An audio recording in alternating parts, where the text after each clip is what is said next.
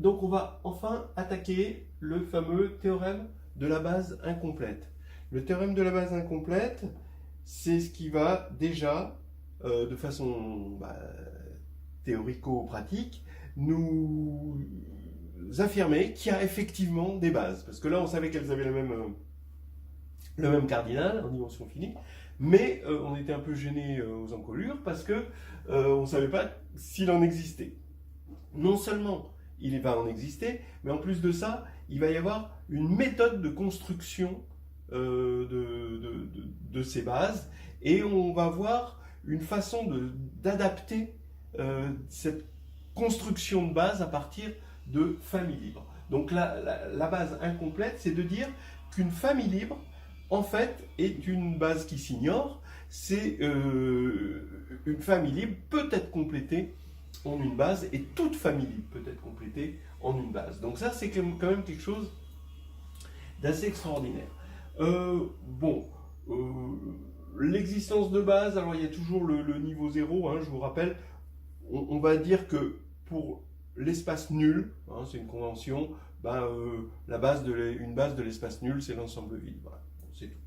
Alors maintenant, on attaque le théorème. Alors ça, c'est le théorème total. C'est pas le théorème tel qu'on va s'en servir en général, même si des fois on s'en sert sous cette forme. Là, c'est le théorème de la base incomplète, mais complet. Soit F1, Fp, une famille libre d'un espace vectoriel E, G1, GQ, une famille génératrice, donc on est en dimension finie, alors, de deux choses l'une, soit F1 jusqu'à Fp est une base, soit il existe J, tel que F1, Fp et Gj est libre. D'accord? Donc ça veut dire quoi? C'est que on a une base, et sinon, on peut rajouter un élément, et cet élément peut être choisi ici dans une famille génératrice fixée. Voilà. Vous doutez bien que grâce à ce théorème, on va pouvoir compléter en une base, bon, on le verra en corollaire.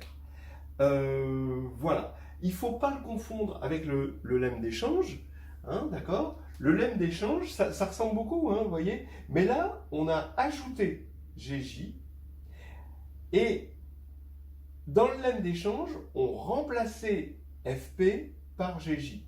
Mais par contre, on n'avait pas cette alternative, soit c'est une base, soit on rajoute. Voilà, donc il faut bien, quand il y a deux choses qu'on risque de confondre, il faut bien les regarder en même temps pour justement pas les confondre, comme les Dupont-Dupont. Ok, alors maintenant, on montre donc la preuve de ça. Donc la stratégie de la preuve, on veut montrer que soit c'est une base, soit on peut adjoindre un élément de la famille génératrice tout en restant libre. Comment on va faire? On va prendre la négation de cette proposition, et c'est-à-dire, supposons que quel que soit J, ceci n'est pas libre, et on va en déduire que, dans ce cas-là, si on n'est pas dans le cas de cette proposition, alors on est dans le cas de la première proposition, c'est-à-dire que F1, Fp est une base. Donc voilà, on y va. Si pour tout J, F1, Fp, Gj n'est pas libre, c'est-à-dire est lié, ça veut dire qu'il y a une relation de liaison. La voilà, j'ai écrit la relation de liaison, qui est une relation non triviale, donc ils sont non tous nuls. Lambda 1, lambda 2, lambda p et mu j, et ça c'est pour tout j, hein, et sont non tous nuls. Et comme pour le lemme d'échange, si vous vous rappelez, ça va impliquer que mu j est différent de 0. Pourquoi? Parce que si mu j était nul, là on aurait 0, d'accord?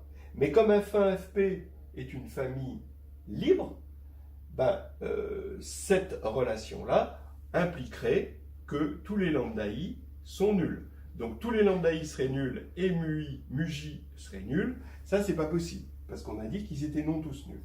Donc mu j est forcément non nul. Et comme dans le lemme d'échange, le fait que mu j soit non nul fait que, comme on travaille sur un corps, il est inversible et on peut obtenir μj est inversible et en inversant et en passant de l'autre côté, on obtient gj en fonction de la famille des F1, Fp. Mais ça, c'était vrai quel que soit j, parce qu'on a pris la négation d'il existe. Donc, gj, pour tout j, est une combinaison linéaire de la famille. Et comme c'est vrai pour gj, pour tout j, et que les gj forment une famille génératrice, eh bien, vous voyez bien que tout vecteur de E qui est combinaison linéaire de cette famille, parce qu'elle est génératrice, mais combinaison linéaire de ces éléments qui sont eux-mêmes combinaison linéaire de cette famille ici, d'après ça, ça veut dire que tout vecteur de E, hein, c'est cette transitivité dont on a déjà parlé, tout vecteur de E est combinaison linéaire de cette famille. Ça veut dire que cette famille est génératrice. Mais comme elle est déjà libre, alors c'est une base. D'accord ? Voilà, et on a terminé cette version qui va être très très utile par la suite, mais sous une autre forme. Alors, maintenant, c'est un corollaire du théorème qu'on vient de voir, qui va être vraiment ce qu'on va invoquer par la suite le plus souvent sous le nom de théorème de la base incomplète. Hein, c'est que toute famille libre d'un espace de dimension finie peut être complétée en une base.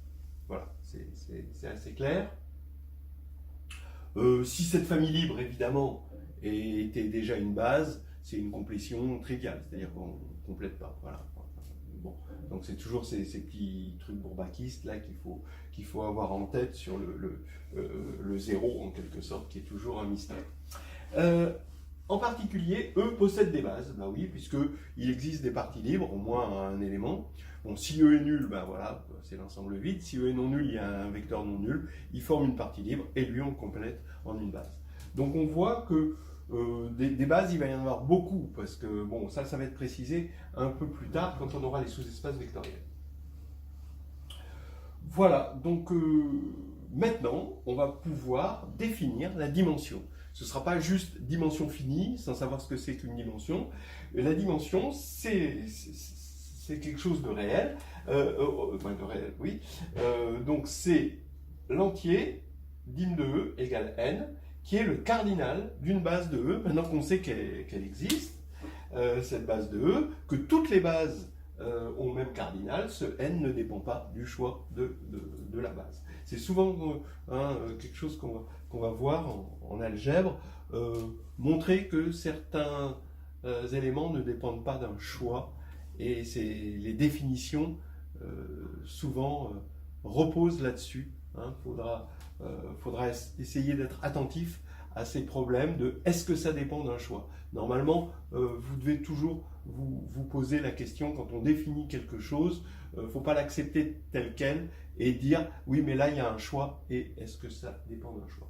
À propos de choix, il y a l'axiome du choix, même si c'est encore autre chose, l'axiome du choix qui dit que des bases, ça va, dont je vous en ai déjà parlé, ça existe encore, même si on n'est pas en dimension finie, c'est-à-dire même si on n'a pas une partie génératrice finie.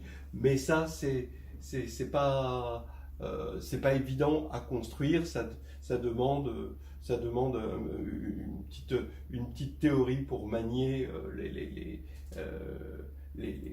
les processus inductifs infinis en quelque sorte. Et là, c'est les théorèmes de Zorn et les trucs comme ça. Mais là, bon, c'était juste pour vous dire, voilà, ça continue à marcher en dimension infinie, mais on n'y touche pas trop.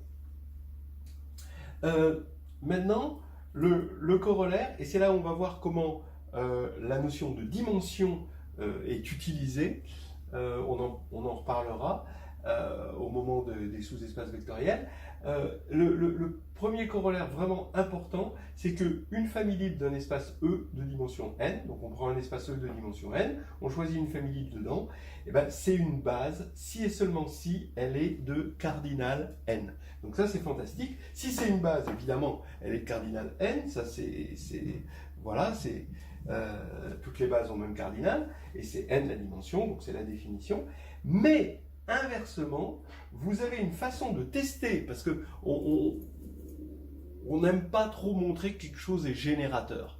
Ça, c'est un truc, vous l'avez probablement déjà vu, ou vous allez le voir, mais ça, on n'aime pas. Et là, maintenant, on a un test excellent, et c'est si c'est libre, alors il suffit de les compter. Et puis, il suffit de compter la famille, et puis c'est terminé.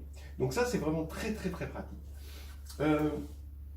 Allons-y. On suppose qu'on a une famille libre, et elle est de cardinal n. Donc elle est de la forme F1 jusqu'à Fn. Et je vous rappelle qu'il existe une base, il existe une famille génératrice, et même une base. Donc là, c'est notre famille génératrice. Bon, je la prends à n éléments, mais comme ça. D'accord? J'aurais pu aussi prendre les GJ. Donc, maintenant, que dit le théorème? Le premier théorème, hein, qu'on a vu de la base incomplète, le théorème complet, c'est que soit ça c'est une base, soit on peut le compléter avec un GJ, ou ici avec un EI. Eh bien, oui, mais si on le complète, ça ne pourra plus, d'accord? Imaginons qu'on le complète, comme il y a n éléments, d'accord? On va prendre un EI en plus, qu'on va aller chercher là, qui est générateur, et on complète. Eh bien oui, mais là, et ça veut dire que ce serait libre. Mais là, c'est libre à n plus 1 élément, alors que là, on a une famille génératrice à n éléments, c'est impossible. D'accord? Donc, dans l'alternative, soit c'est une base, soit on peut compléter, et ben c'est la première condition, c'est-à-dire que ça, c'est une base. Voilà, donc on a montré que une famille libre de cardinal n est forcément une base quand on est dans un espace vectoriel de dimension n. Voilà. Donc on a montré. Voilà, maintenant on va regarder les choses sur un corps fini, un corps de cardinal Q.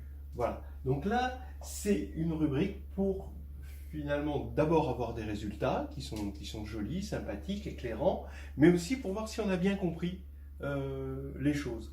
Et donc s'il devait y avoir un adage, ce serait bon ben vous comprenez, j'en suis fort aise, et bien comptez maintenant. Donc maintenant, si on a bien compris, on devrait savoir compter. Regardez, on suppose donc que E est de dimension n sur le corps K qui est fini. Et il faut montrer que E est de cardinal, le cardinal de E. Maintenant, il est fini. Et son cardinal, c'est Q puissance n. Voilà. Alors, E est de dimension n. On a l'existence de base, EI, regardez. En fait, pourquoi E va être de cardinal Q puissance n? C'est parce qu'il va être en bijection, d'accord? Il faut bien comprendre que ça, ce cardinal, il provient de quelque chose de plus haut, hein, d'accord?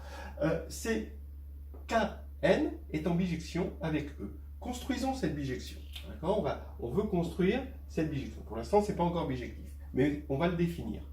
À un n uplé d'éléments de K, U1, U2 jusqu'à UN, ben j'associe la somme des UI, EI, puisque EI, je rappelle, c'est une base. Et ça va être le vecteur U qui va être l'image.